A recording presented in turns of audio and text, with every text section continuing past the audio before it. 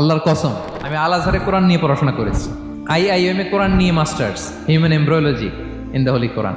PhD-র 5 বছর, human behavioural patterns in the holy Quran. এখনো তো তাফসির করে যাই, প্রতিদিন কোরআন স্টাডি করি। একটা আয়াত যত পড়ি, প্রত্যেক স্টাডিতে নতুন নতুন ইনফরমেশন আমার মাথায় চলে আসে। শুধু আমার মাথা না, পৃথিবীর যত বড় মুফাসসির হোক তিনি, যত পড়বে কোরআন, যত রিভাইজ করবে, যত রিসার্চ করবে, প্রত্যেক রিভিশনে সে নতুন নতুন তথ্য পাবে। এজন্য আল্লাহ বলেন, আফালা ইয়াতাদাব্বারুন আল কোরআন, ওরা কি কোরআন নিয়ে একটু চিন্তা গবেষণা করবে না? নাকি ওদের অন্তরে তালা, জং ধরা তালা লেগেছে?